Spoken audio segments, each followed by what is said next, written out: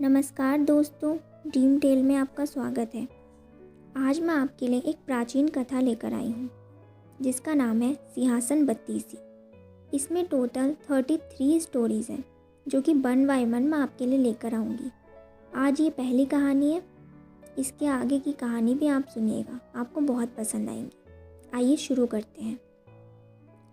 प्राचीन समय की बात है, उज्जैन में राजा भोज राज्य करते थे। वह बड़े दानी और धर्मात्मा थे। उनके बारे में प्रसिद्ध था कि वह ऐसा न्याय करते कि दूध और पानी अलग अलग हो जाए। नगरी में एक किसान का खेत था जिसमें उसने कई साग सब्जी लगाई थी। एक बार की बात है, खेत में बड़ी अच्छी फसल हुई। पूरी ज़मीन पर तो खूब तरकारियाँ आईं, लेकिन खेत के बीचों बीच थोड़ी सी ज़मीन खाली रह गई। हालांकि किसान ने उस ज़मीन पर भी बीज डाले थे, लेकिन वहाँ कुछ नहीं उगा। किसान ने वहाँ खेत की रखवाली के लिए एक मचान बना लिया। जब भी किसान मचान पर चढ़ता, वह अपने आप चिल्लाने लगता, कोई है, राजा भोज को पकड़ लाओ और सज़ा दो, उससे मेरा राज्य ले लो, जाओ जल्दी जाओ। सारी नगरी में यह बात आग की तरह फैल गई और राजा भोज के कानों में पहुंची। राजा ने कहा, मुझे उस खेत पर ले चलो, मैं सारी बातें अपनी आंखों से देखना और सुनना चाहता हूँ। राजा भोज उस समय उस स्थान पर पहुँचे तो उन्होंने भी वही देखा। किसान मचान पर खड़ा है और वह कह रहा है, राजा भोज को फौरन पकड़ लाओ और मेरा राज्य उससे ले लो। यह सुनकर राजा चिंतित हो गए, चुपचाप महल में लौट आए। उन्हें रात दिन नींद नहीं आती। सवेरा होते ही उन्होंने राज्य के ज्योतिषियों और जानकार पंडितों को इकट्ठा किया। उन्होंने अपनी गोपनीय विद्या से पता लगाया कि उस मचान से नीचे कुछ छिपा है। राजा ने उसी समय आज्ञा दी कि उस जगह को खुदवाया जाए। खोदते खोदते जब काफ़ी मिट्टी निकल गई तो अचानक एक सिंहासन प्रकट हुआ। सिंहासन के चारों ओर 8-8 पुतलियाँ यानी कुल 32 पुतलियाँ खड़ी थीं। सबके अचरज का ठिकाना न रहा।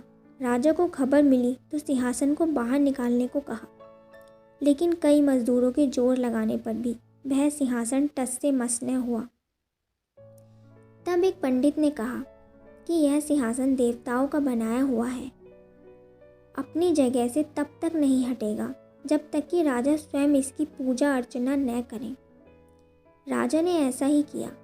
पूजा अर्चना करते ही सिंहासन ऐसे ऊपर उठाया मानो फूलों का हो। राजा बड़े खुश हुए। सिंहासन में कई तरह के रत्न जड़े थे जिनकी चमक अनूठी थी। सिंहासन के चारों ओर 32 पुतलियां बनी थीं। उनके हाथ में कमल का एक एक फूल था। राजा ने हुक्म दिया कि खजाने से रुपया लेकर सिंहासन दुरुस्त करवाएं। सिंहासन सुंदर होने में 5 महीने लगे। अब सिंहासन दमक उठा था। जो भी देखता देखता ही रह जाता। पुतलियाँ ऐसी लगती मानो अभी बोल उठेंगी। राजा ने पंडितों को बुलवाया और कहा, आप लोग कोई अच्छा मुहूर्त निकालें, उस दिन मैं इस सिंहासन पर बैठूंगा। दिन तय किया गया। दूर तक लोगों को निमंत्रण भेजे गए। तरह तरह के बाजे बजने लगे। महल में खुशियाँ मनाई जाने लगीं। पूजा के बाद जैसे ही राजा ने अपना दाहिना पैर बढ़ाकर सिंहासन पर रखना चाहा कि सारी पुतलियाँ खिलखिलाकर हंस पड़ीं। लोगों को बड़ा अचंभा हुआ कि यह बेजान पुतलियाँ कैसे हंस पड़ीं।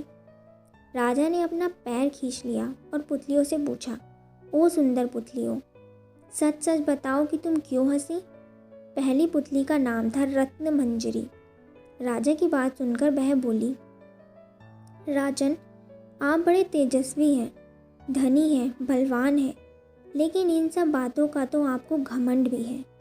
जिस राजा का यह सिंहासन है वह दानी, वीर, धनी होते हुए भी विनम्र थे, परम दयालु थे। राजा बड़े नाराज हुए। पुतली ने समझाया, महाराज, यह सिंहासन परम प्रतापी और ज्ञानी राजा विक्रमादित्य का है। राजा बोले, मैं कैसे मानूं कि राजा विक्रमादित्य मुझसे ज़्यादा गुणी और पराक्रमी थे। पुतली ने कहा, ठीक है, मैं तुम्हें राजा विक्रमादित्य की एक कहानी सुनाती हूँ। सिंहासन बत्तीसी की पहली पुतली रत्नमंजरी ने अपनी कहानी सुनाई।